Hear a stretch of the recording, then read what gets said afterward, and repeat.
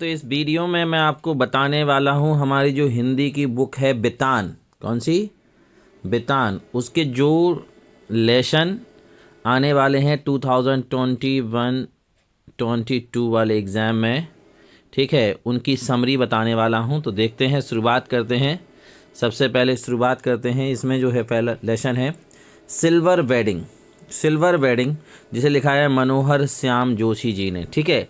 Actually ये जो पहले तो ये समझ लेते हैं कि ये है क्या। एक्चुअली ये जो सिल्वर वेडिंग जो लेसन है वो एक पुरानी सोच और एक नई सोच को लेकर है। उसके बीच का जो ओल्ड जनरेशन है और यंग जनरेशन के बीच का जो जनरेशन गैप है, जो सोच का जो अंतर है, उसके बारे में है। जो ओल्ड जनरेशन है वो किस तरीके से खुद को अकेला थक महसूस करती है जब वो नए दौर के साथ कदम से कदम नहीं मिला पाते हैं, उसके साथ तालमेल नहीं बिठा पाते हैं। तो सबसे पहले मैं इसके बारे में ये बता दूं कि कौन कौन से इसके पात्र हैं। ये है यशोधर बाबू के बारे में, ठीक है। और यशोधर बाबू के परिवार में कौन कौन है? उनके 3 बेटे हैं, एक बेटी है, पत्नी है। एक बेटे की नौकरी अमेरिका में लग चुकी है तो वो अमेरिका चला गया है। एक बेटे की नौकरी एक एडवर्टाइजमेंट फर्म में लग गई है। उनकी बेटी ने शादी से इनकार कर दिया है क्योंकि उसका कहना है कि वो MBBS करेगी, मतलब डॉक्टरी की पढ़ाई करेगी। और कई बार वो ये भी कहती है कि मैं विदेश चली जाऊँगी वहाँ पढ़ाई करने के लिए, ठीक है। और अब है क्या कि यशोधर बाबू जो हैं वो पुरानी सोच के हैं, ठीक है। उन्हें अपना बचपन याद आता है। अब वो क्या स्टोरी है वो मैं अभी बताता हूँ। तो इनके परिवार, यशोधर बाबू जी के परिवार में कौन कौन है? यशोधर बाबू के परिवार में हैं उनके 3 बेटे, उनकी एक बिटिया और उनकी पत्नी, ठीक है। अब इसके अलावा और कौन कौन से पात्र हैं इसमें, वो भी हम उनकी भी चर्चा कर लेते हैं। एक चड्डा है जो यशोधर बाबू के ऑफिस में काम करता है, बड़ी चौड़ी मोड़ी वाला पैंट पहनता है, मतलब नए ज़माने का लड़का है जो कि यशोधर बाबू को पसंद नहीं है। वो चौड़ी मोड़ी का पैंट, मतलब इस तरीके का फैशन उन्हें पसंद नहीं है, वो पुरानी सोच के व्यक्ति हैं। एक मेनन है। और अब होता क्या है, इसके अलावा एक है किसनदा। किसनदा वो व्यक्ति हैं जिन्होंने यशोधर बाबू को तब शरण दी थी जब यशोधर बाबू शहर आए थे, गांव छोड़कर शहर आए थे काम की तलाश में। और वो मैट्रिक पास करके ही आए थे और उनकी वो अंडर एज थे, मतलब उनकी उम्र इतनी नहीं हुई थी, नाबालिग थे इतने के नौकरी के लिए। तो किसनदा ने उन्हें शुरुआत में काम देने के लिए रसोइया बना दिया था, रसोइया का काम दे दिया था। और उन्हें 50 रुपये भी दिए थे ताकि वो कपड़े खरीद सकें और अपने घर भी कुछ पैसे भेज सकें। किसनदा कुंवारे थे, अकेले रहते थे और आजकल गांव से जो बच्चे आते थे उनको, उनके गांव के और उधर से उनको शरण देते थे, ठीक है। तो जो यशोधर बाबू हैं वो किसनदा से बहुत ज़्यादा प्रभावित रहते थे। वो हमेशा यही सोचते थे कि जब भी कोई काम करते हैं, कुछ सोचते हैं, तो उन्हें यही लगता, हमेशा किसनदा याद आते हैं कि किसनदा होते तो वो क्या करते, किसनदा कैसा कहते। तो ये कह लो किसनदा एक वो व्यक्ति थे जिनके वजह से यशोधर बाबू को शहर में काम मिला था। और आज वो जो हैं उन्हें लगता है कि वो ये किसनदा के वजह से हैं। अब कहानी कुछ ऐसे शुरू होती है। सिल्वर वेडिंग तो आप जानते ही होगी, है ना। उस कहानी कुछ इस तरीके से शुरू होती है कि दफ्तर का टाइम, जब शाम का समय है, यशोधर बाबू अपनी घड़ी देखते हैं और दफ्तर की घड़ी देखते हैं। दफ्तर की घड़ी में इस समय 5:25 के समथिंग हुए थे। अब बाकी सब वैसे तो 5 बजे भाग जाते, लेकिन चूंकि यशोधर बाबू बैठे रहते हैं, बड़े बाबू हैं, तो उनके चक्कर में और लोगों को भी रुकना पड़ता है। खैर, जब 5 वो देखते हैं, अपनी घड़ी को देखते हैं और दफ्तर की घड़ी, तो दफ्तर की घड़ी उन्हें सुस्त लगती है। अब सुस्त क्यों लगती है? क्योंकि वो अपनी घड़ी रेडियो से दोनों टाइम सुबह शाम मिलाया करते थे, तो इसे उन्हें लगता है कि भैया दफ्तर की घड़ी जो है थोड़ी सी सुस्त है। बाहर निकलते हैं, आखिरी फाइल बंद करते हैं, तभी वो बातें होने लग जाती हैं। तो वो कहता है, मैंने कहता कि भाई यशोधर बाबू जी अब तो ये घड़ी बदल लो, तो पुरानी हो गई है। तो यशोधर बाबू बताते हैं कि ये घड़ी मुझे मेरी शादी में मिली थी। अरे तो अब तब तक वो पूछ लेते हैं, अच्छा कब हुई थी आपकी शादी? तो वो बताते हैं और आज के दिन ही 6 फरवरी 1947 के समथिंग वो बताते हैं। और आज के दिन कितना टाइम हो चुका है? आज के दिन उनकी शादी को पूरे 25 साल हो चुके हैं और आज उनकी सिल्वर वेडिंग है, मतलब 25वीं शादी की सालगिरह है। तो सब लोग उन्हें बधाई देने लगते हैं, चड्डा वड्डा सभी के सभी। तो हालांकि उनको ये सब पसंद नहीं था, ये चोचलों में वो नहीं मानते थे कि भाई शादी की सालगिरह मनाना, ये सब ये चोचले उन्हें चोचले लगते थे। लेकिन सब लोग जिद करने लगते हैं। भैया वो कहता है कि भैया चाय पानी, चाय बिस्कुट और नाश्ता तो करवा ही दो। तो यशोधर बाबू 10 रुपये उन्हें देते हैं कि भैया लो तुम लोग कर लेना नाश्ता, मैं इन सब चीज़ों में नहीं मानता। और 10 रुपये दे के वो वहाँ से निकल जाते हैं, उस पार्टी में शामिल नहीं होते। अब यशोधर बाबू दफ्तर से जाने के बाद बिरला मंदिर जाते थे। वहाँ प्रवचन वगैरह सुनते थे। हालांकि उनके परिवार वालों को बिरला मंदिर जाना बिल्कुल पसंद नहीं था। उनको लगता था कि अभी आप बूढ़े नहीं हुए हो कि इतने प्रवचन सुनने लग जाओ, ये सब करने लग जाओ। लेकिन वो जाते थे वहाँ से, फिर वो मार्केट जाते थे, सब्जी लेते थे और सब्जी लेके घर आते थे। और 8 बजे तक ही वो घर पहुँचते थे। 8 बजे से पहले वो घर नहीं, मिलने जुलने वालों से भी रास्ते में मिल लिया करते थे और 8 बजे घर पहुँचते थे। आज जब यशोधर बाबू अब जब यहाँ से वो गुजर रहे होते हैं तो जो जिस क्वार्टर में किसंदा रहा करते थे, हालांकि अब वो नहीं रहे। किसंदा जब रिटायर्ड हो गए तो सभी लोगों की शादी हो चुकी थी। किसंदा की तो शादी की नहीं थी तो कोई था नहीं उनका, सभी की शादियाँ हो चुकी थी। यशोधर बाबू की भी शादी हो गई थी तो वो भी किसंदा को अपने घर में नहीं लग पाए। और बाद में किसंदा गाँव चले जाते हैं। फिर पता चलता है कि किसंदा की डेथ हो जाती है। गांव का उनका मिलता भी है तो वो उससे पूछते हैं कि किसंदा की डेथ कैसे हुई, तो वो कहता पता नहीं कैसे हुई, जैसे हुई तैसे हुई। मतलब उसको पता नहीं था कि कैसे हुई। अब यहाँ पर किसंदा का वो क्वार्टर जब वो देखते हैं तो उसको देखकर उन्हें पुराने दिन याद आ जाते हैं। हालांकि अब वो क्वार्टर टूटने लगा था और वहाँ और बन रहा था। अब अभी जो अपने क्वार्टर में वो रहते हैं उनको अच्छा क्वार्टर मिल रहा था। किसको? यशोधर बाबू को। लेकिन चूंकि किसंदा की या के वजह किसंदा भी ऐसे क्वार्टर में रहते थे, वो सारी यादों की वजह से वो यहाँ हैं। और ना ही उन्होंने शहर में मकान बनवाया। और शहर में मकान ना बनवाने के पीछे एक कारण था कि क्योंकि किसंदा ने उनसे कहा था कि मूर्ख लोग मकान बनवाते हैं और बुद्धिमान उनमें रहते हैं। मतलब उनका कहने का मतलब था कि मकान बनवाना, शहर में मकान बनवाना मूर्खता है।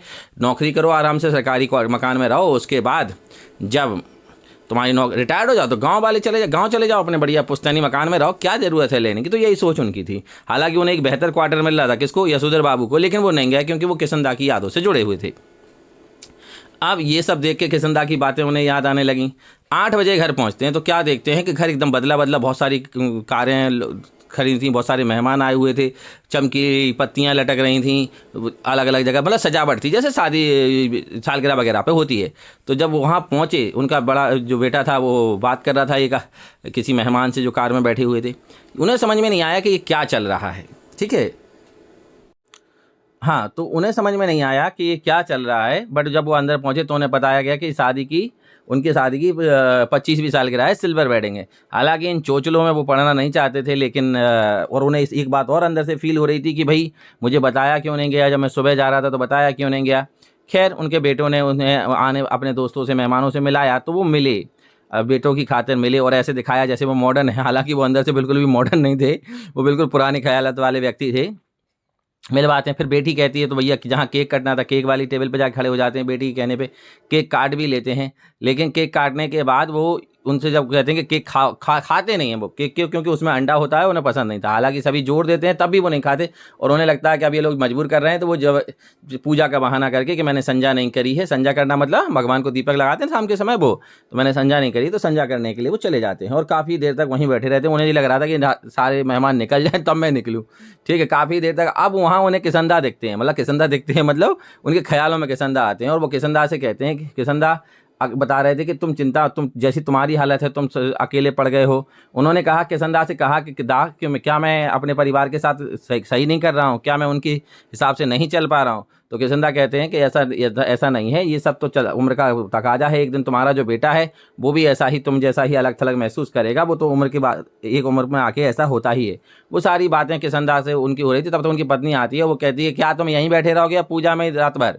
देखो सारे मेहमान चले गए। जब उन्हें पता चला कि मेहमान चले गए तो जो तौलिया लगाई थी लाल गमछा वही लगाए वो बैठक में चले जाते हैं। तो ये बात उनकी बेटी को पसंद नहीं आती, बच्चों को पसंद नहीं आती। वो कहते हैं कि क्या आप ये फटा सा वो पहन के पजामा पहन के उधर चले जाते हो, दूध लेने चले जाते हो सुबह सुबह, इधर ही गमछे में आ गए हो, कोट पहनो, गाउन पहनो। ज़बरदस्ती उन्हें गाउन पहना देते हैं तो बच्चों की वजह से वो पहन लेते हैं। खैर, अब उनको ये लगता है कि अब वो कहते हैं कि ये वेडिंग का कब हो जाए। जब वो आते हैं, एक बात और, जब वो आते हैं तो पूछते हैं कि ये वेडिंग कब से मनाई जाने लगे हमारी तरफ। तो उनका भतीजा था, वो कहता जब से आपका बेटा 1,500 रुपये कमाने लगा है। मतलब ये सारी चीज़ों के साथ किसंदा जो यशोधर बाबू थे खुद को अलग थलग महसूस करते हैं, खुद से कोप अप नहीं कर पाते हैं और कोशिश भी करते हैं लेकिन वो जुड़ नहीं पाते हैं। वो लगाव उन्हें नहीं होता है क्योंकि वो वही ख्यालों में वो हमेशा से वही सोचते हैं कि अगर किसंदा होते तो वो क्या करते। हालांकि उनकी पत्नी ने अपना को आपको चेंज कर लिया है, थोड़ा सा बदल लिया है उन्होंने बच्चों की वजह से। ठीक है, और अब उनके और उनके बच्चों के बीच में बनती नहीं है। बनती क्यों नहीं है? इसी नहीं बनती कि ख्यालात अलग हैं। उनकी सोच बहुत पुरानी है, बच्चों की सोच नई है। हालांकि उनकी पत्नी से भी अब उनकी नहीं बनती। और क्यों नहीं बनती है? पत्नी से इसलिए नहीं बनती है कि वो पत्नी बच्चों का साथ देती है, बच्चों के साथ घुलने मिलने की कोशिश करती है, उन जैसे तरीके अपनाने की कोशिश करती हैं। इसलिए वो एक दिन किशनदा के क्वार्टर के सामने खड़े होकर सोच रहे होते हैं कि इससे अच्छा तो शादी नहीं करता, बढ़िया अकेला रहता, समाज सेवा में अपना जीवन लगा देता तो यही बढ़िया होता। और इस तरीके से ये कहानी है सिल्वर वेडिंग की। मतलब दो जनरेशन के बीच में जो दरार है, जो गैप है, जो सोच का अंतर है, जिससे कि एक ओल्ड जनरेशन बहुत अलग थलग अकेला महसूस करती है, उसके बारे में बताया गया है। ठीक है, उसके बाद ये जो हमारा दूसरा चैप्टर है जिसका नाम है जूझ। जूझ का मतलब समझते हो? जूझ का मतलब होता है किसी चीज़ से संघर्ष, जिसे हम कहें संघर्ष, संघर्ष करना, जूझना, किसी चीज़ के किसी चीज़ को पाने के लिए संघर्षरत रहना, मेहनत करना, लगे रहना, चाहे कितनी भी मुश्किलें आए डटे रहना। तो ये कहानी जो आनंद यादव है, मराठी के बहुत बड़े उपन्यासकार हैं, और आनंद यादव कह लो, ये जो एक उनका एक उपन्यास है जूझ, उसी से एक छोटा सा चैप्टर लिया गया है। पूरा का पूरा उपन्यास है जिसके बारे में ये अपना ही बताते हैं कि क्या है। तो ये अपने बचपन की बात बताते हैं कि इनके जो पिताजी थे, इन्होंने जब आनंदा, आनंदा कहते थे गांव में इनको, आनंदा, घर के नाम होते ना आनंद, आनंदा, तो आनंदा, आनंदा के पिताजी ने, मतलब इन्हीं के पिताजी ने इनको चौथी क्लास के बाद पढ़ने से मना कर दिया। जो अपने पिताजी को दादा कहते थे, कि दादा ने मना कर दिया इनको कि अब तू पढ़ाई वढ़ाई नहीं करेगा, खेत में आ, काम कर, ठीक है, कोलू पर काम कर, खेत में काम कर, पानी माने दिलवा, जानवर चरा, ठीक है, बहुत सारे काम होते हैं खेती बाड़ी के, वो कर, नौकरी वोकरी करने का कोई मतलब नहीं है, ना तेरी नौकरी लगेगी। तो मतलब पढ़ाई बंद करवा दी थी। अब आनंदा का मन था कि वो पढ़ें और पढ़ के नौकरी करें, क्योंकि वो जानते थे कि खेती बाड़ी में क्या है, खेती बाड़ी में क्या होगा, ज़िंदगी कैसे कटेगी, खेती बाड़ी में तो उतना कुछ वो भी नहीं है, कुछ फ़ायदा भी नहीं है, तो वो नहीं करना चाहते थे। लेकिन क्या है कि चूँकि अब पिताजी ने बंद ही कर दिया है और डरते थे सब, तो अब इस तरीके से वो बहुत खेत में काम करने लगे। 1 साल चला गया। अब एक दिन उन्होंने सोचा कि क्या करें, तो वो अपनी माँ के पास गए। माँ से उन्होंने सोचा माँ से बात करते हैं, तो माँ से बात करी कि माँ मेरे को पढ़ना है, दादा पढ़ा नहीं रहा है। तो माँ कहती कि तेरा दादा बहुत खराब है, अगर पढ़ाई का बोलते हैं तो वो सुअर जैसा गुर्राता है ना, तेरे को भी पीटेगा, मेरे को भी पीटेगा, तो बेटा रहने दे ऐसे कैसे। तो अब उनके दिमाग में एक सुझाव आता है जो अपनी माँ को देते हैं। अब वो सुझाव क्या था अपनी माँ को, हाँ, अब वो अपनी माँ को एक सुझाव देते हैं कि आप दत्ताजी राव सरकार से बात करो। अब दत्ताजी राव सरकार कौन थे? दत्ताजी राव सरकार गांव के एक बड़े आदमी थे, सभी लोग उनकी इज्जत करते थे। ठीक है, होते ना गांव में जमींदार टाइप के लोग, बड़े लोग जो कि सबको देखते हैं, सबकी इज्जत करते हैं। तो वो कहते हैं कि आप दत्ताजी राव से सरकार से बात करो, अगर वो दादा से बोलेंगे, दादा मतलब पिताजी से बोलेंगे, तो वो मुझे पढ़ाएंगे।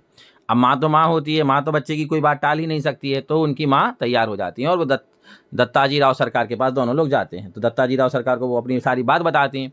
तो दत्ताजी राव सरकार कहते हैं कि अच्छा तेरा पढ़ने का मन है? वो कहते हैं हाँ। तो वो कहते हैं ठीक है, तू एक काम कर, दादा को शाम को भेज। ठीक है, वो कहते हैं दादा को शाम को भेज देना, बोल देना कि दत्ताजी राव सरकार मिले थे और उन्होंने बुलाया है, काफ़ी दिन से तुझसे मिले नहीं है, तो भेज देना शाम को। और कुछ बहाने से थोड़ी देर बाद तू भी आ जाना। तू भी मतलब आनंदा से बोलते हैं कि तुम भी आ जाना पीछे से, कुछ भी बहाना करके।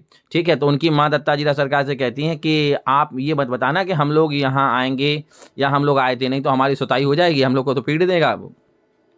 तो वो कहते हैं ठीक है, कोई बात नहीं, तू तो बस कह देना। तो अब शाम को जब उनके पिताजी घर आते हैं तो उनकी माँ कह देती हैं कि दत्ताजी राव सरकार मिले थे रास्ते में, तो वो कह रहे थे कि तेरे मालिक से तो बहुत दिन से मुलाकात नहीं हुई, मालिक मतलब पति से तो बहुत दिन से मुलाकात नहीं हुई, तो एक काम कर, उसको शाम को भेज देना। तो अब दत्ताजी राव सरकार गाँव के इतने बड़े आदमी थे, हर कोई उनकी इज्जत करता था। तो दादा को बड़ा गर्व होता कि मतलब इनका आनंदा के पिताजी को बड़ा गर्व होता कि मुझे बुलाया। तो वो शाम को पहुँचते हैं। अब वो जब पहुँचते हैं इधर से, वो अब उनकी माँ क्या कहती हैं, आनंदा को भेज दी कि जाओ दादा से कहना कि खाना रोटी खाने के लिए आ जाओ, खाना खाने के लिए। ये बहाने से भेज देती हैं। अब पीछे से वो पहुंच जाता है। तो जैसे ही आनंदा पहुंचता है तो दत्ताजी राव सरकार कहते हैं क्यों भाई, तू स्कूल जाता है कि नहीं जाता है, कौन सी कक्षा में पढ़ता है? तो आनंद कहते हैं कि मैं तो चौथी कक्षा में पढ़ता था, लेकिन अब तो साल भर हो गई, तब से पढ़ा नहीं है, क्योंकि दादा ने मना कर दिया है। और अगर अभी भी मेरा एडमिशन हो जाए तो मैं जनवरी का महीना चल रहा, तो मार्च तक मैं परीक्षा की तैयारी कर लूँगा 5वीं कक्षा की और मैं पास हो जाऊँगा। ये बात सुन के वो उनके पिताजी से पूछते हैं कि क्यों भाई, क्यों नहीं भेज रहे हो तुम इसको स्कूल? तो वो कहता है कि ये बहुत, अब वो झूठी बातें करते हैं कि ये जुआ पत्ते खेलता है और पता नहीं क्या गाय नहीं चराता है, और बहुत सारी शिकायतें करते हैं, कंडे नहीं थापता है और कंडे बेच देता है, और मतलब ऐसी बहुत सारी शिकायतें, पढ़ता इधर उधर घूमता रहता है, स्कूल नहीं जाता है, इसका पढ़ाई में मन नहीं है। ये सब झूठी बातें थी। तो वो कहते हैं कि एक काम कर कि तू कल से इसे स्कूल भेज, और उससे आनंद से कह देते हैं अगर पिताजी ना भेजे तो मेरे पास आना, मैं पढ़ाऊँगा, मैं भेजूँगा। अब पिताजी दोनों लोग लौट आते हैं। अब पिताजी तो पढ़ाना नहीं चाहते, उनके दादा तो उन्हें पढ़ाना नहीं चाहते थे। तो उनके दादा शर्त रखता है कि स्कूल तुम्हें देख, तुझे 2 ही शर्तों पे स्कूल जा पाएगा तू। क्या? पहली शर्त कि 11 बजे तक तू खेत में काम करेगा, 11 बजे के बाद तो ये टाइम 12 बजे के बाद स्कूल जाएगा। उसके बाद शाम को आने के बाद, स्कूल से आने के बाद 1 घंटे भैंसें चराएगा, मतलब जानवर चराएगा। और अगर कभी कभी ज़्यादा काम हुआ तो स्कूल नहीं जाएगा उस दिन। ये शर्त है। वो मान लेते हैं, स्कूल जाते हैं। पहले दिन स्कूल जाते हैं तो 2 ही 3 लोग लड़के थे जो उनके मोहल्ले के थे, बाकी सब नए थे। लड़के परेशान करते हैं, उनका गमछा उठा के मास्टर की जी की टेबल पे रख देते हैं। इधर कोई परेशान करता है, उधर होते ना लड़के, नया बच्चा आता है तो परेशान करते ही हैं। अब एक तो उनकी धोती खोल देता है, वो बहुत ज़्यादा परेशान हो जाते हैं इस बात से। ठीक है, वो आके अपनी माँ से कहते हैं इसके बारे में, तो माँ एक नई चड्डी उनके लिए लाती है और फिर वो नई चड्डी पहन के स्कूल जाने लग जाते हैं। फिर वहाँ जाके उनका एक दोस्त बन जाता है। अब आनंदा फिर से स्कूल गए और उनका एक दोस्त बन जाता है जिसका नाम था बसंत पाटिल। और बसंत पाटिल पढ़ने में बहुत होशियार था, तो आनंदा का भी मन लगने लग जाता है पढ़ने में बसंत पाटिल के साथ। और वो भी बहुत होशियार हो जाते हैं, बहुत पढ़ते हैं, बहुत अच्छे से पढ़ाई में आगे बढ़ जाते हैं। ठीक है, अब स्कूल में एक नए शिक्षक आते हैं जो काव्य कविताएं पढ़ाते हैं, जिनका नाम था सौंदल गेकर। सौदल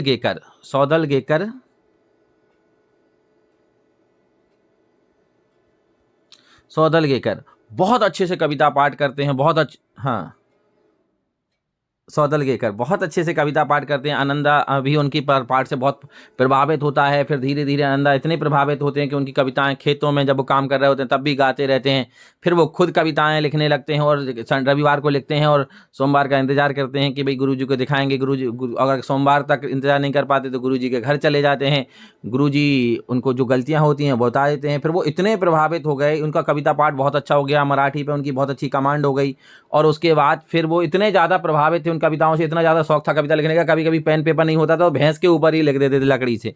और इस तरीके से फिर उनकी आगे की यात्रा चली और वो एक महान लेखक बने। तो कहने का मतलब ये है कि देखो कितना संघर्ष किया उन्होंने, और उस संघर्ष को ही इस चैप्टर में बताया है। ठीक है, तो ये थी इस चैप्टर की समरी। अब हम अगला चैप्टर की बात करते हैं। जो अगला चैप्टर है हमारा अतीत में दबे पाँव। तो अतीत में दबे पाँव ओम थानवी ने लिखा है। इसके लेखक हैं ओम थानवी। एक्चुअली ये जो है सिंधु सभ्यता के बारे में है। सिंधु सभ्यता की जब खुदाई हुई थी 20वीं सदी के लास्ट में, तो उसमें 2 नगर निकले थे। एक तो निकला था मोहनजोदड़ो और एक था हड़प्पा। तो ये सिंधु सभ्यता के 2 नगर थे। उस समय जो मोहनजोदड़ो जो था वो बहुत ज़्यादा फेमस, कहें उस समय का जो नगर था बहुत फेमस था। उस समय व्यापार का केंद्र था और वहाँ से बहुत सारी ऐसी चीज़ें मिली कि वो बहुत ही विकसित नगर था, बहुत ही नियोजित प्लान्ड सिटी थी। तो उसके बारे में पूरी चीज़ें बताई गई हैं कि किस किस तरीके की चीज़ें वहाँ मिली। ठीक है, मोहनजोदड़ो और क्या कहते हैं हड़प्पा और मोहनजोदड़ो में काफ़ी दूरी थी। और जो हड़प्पा है वो शायद अभी पंजाब प्रांत में है, पाकिस्तान में है ये दोनों, और मोहनजोदड़ो है सिंध प्रांत में है अभी। हालांकि अब तो वहाँ खुदाई नहीं होती है क्योंकि सिंध नदी की वजह से जहाँ खुदाई हुई थी वहाँ दलदल से बन गए हैं, तो इसलिए अब तो वहाँ खुदाई नहीं होती। लेकिन वहाँ की अलग अलग चीज़ें इस चैप्टर में अलग अलग चीज़ें बताई गई हैं कि किस तरीके के ईंटों के मकान बने रहते थे, किस तरीके की किचन बनी होती थी, किस तरीके के क्या कहते संग्रहालय था उनका। ठीक है, ऐसा जहाँ पे क्या क्या चीज़ें रखी जाती थी। ठीक है, कुंड था, कुंड के पास में एक बियर हाउस टाइप का एक बड़ा हॉल रहा था जिसमें जो टैक्स से या कहीं लगान से जो अनाज बना जाता था वो अनाज वहाँ रखा जाता था। तो ऐसी दोनों के बारे में बहुत सारी चीज़ें बताई गई हैं, पॉइंट बाय पॉइंट तुम्हें इसमें पढ़ना है। इसमें ज़्यादा कुछ वैसा कुछ नहीं है, बस क्या है हड़प्पा और मोहनजोदड़ो जो शहर थे उनके बारे में बताया गया। पक्की ईंटों के मकान बने रहते थे। मोहनजोदड़ो का मतलब भी बताया गया कि मोहनजोदड़ो का मतलब होता है मुर्दों का टीला। अब ये जो ऐसा नहीं था कि ये पहले जब ये शहर बना होगा तब इसका नाम मोहनजोदड़ो होगा। एक्चुअली इसका नाम जो है हाँ, तो मोहनजोदड़ो का जो मतलब है मुर्दों का टीला। एक्चुअली ऐसा नहीं कि इसका शुरुआत में ऐसा नाम था।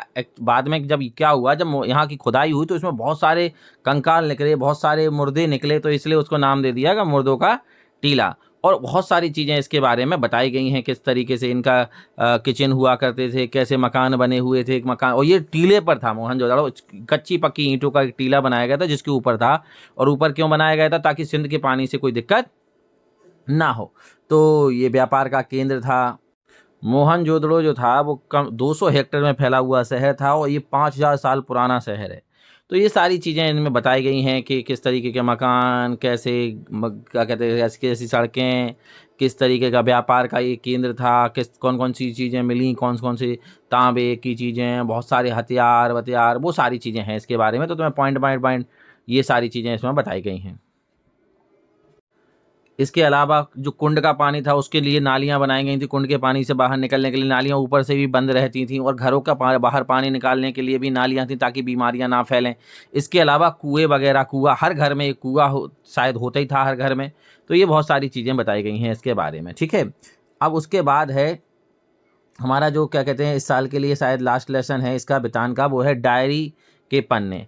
एन फ्रैंक ने लिखा है, जिसे मैं बता दूं एक्चुअली क्या है कि सेकेंड वर्ल्ड वॉर के टाइम पर जो हिटलर था, इसने एक मुहिम चलाई थी कि भैया यहूदियों को ये लोग मारते थे। क्या था कि यहूदी, उनको लगता था हिटलर को कि यहूदी लोग जो हैं वो हमारा हक मार रहे हैं, तो उसने उन यहूदी के प्रति नफरत भरना शुरू कर दिया लोगों में, और उनको गैस चैम्बर में डाल के अलग अलग जगह, मतलब लोगों को मैच कर लाइन में लगा के गोलियों से मरवाना, मतलब बहुत बुरी तरीके से इनको मारा जा रहा था। तो ये डायरी एन फ्रैंक की है। एन फ्रैंक एक लड़की थी 13 साल की, जिसको 13 बर्थडे पर एक डायरी दी थी उसके पिता ने, जिसके इनके पिता का नाम था ऑटो फ्रैंक। सुनो कौन कौन थे इसके एन के परिवार में। एन फ्रैंक के परिवार में उसके पिता थे जिनका नाम था ऑटो फ्रैंक, माँ थी, और उसकी बहन का नाम था मार्गेट, ठीक है। इसके अलावा उसकी दादी थी जो कि अब नहीं है, ठीक है। और उसके पिता एक व्यवसायी थे जो हॉलैंड में रह के व्यवसाय करते थे। अब होता क्या है कि उस समय जब ये सेकेंड वर्ल्ड वॉर चल रहा था तो मारकाट मची हुई थी, और यहूदियों के प्रति जो नफरत थी, मतलब ये लोग जो हिटलर था वो यहूदियों को मरवा रहा था। तो उस समय एने फ्रैंक ने अपने अकेलेपन को दूर करने के लिए एक डायरी लिखी, जिसमें 2 जून 1942 से लेके 1944 तक की घटनाओं का वर्णन है। ये दुनिया की सबसे ज़्यादा पढ़ी जाने वाली कोई डायरी है। हालांकि उस समय एन को नहीं लगा होगा कि कोई इतनी ज़्यादा पॉपुलर डायरी हो जाएगी। उसमें सारा कुछ दुख, दर्द, परेशानी, अकेलापन, सारी चीज़ें, मतलब मानव जीवन के जितने भी इमोशंस होते हैं वो सारे इस डायरी में बताए गए हैं। मतलब ये लाखों कॉपियाँ इस डायरी की बिक चुकी हैं।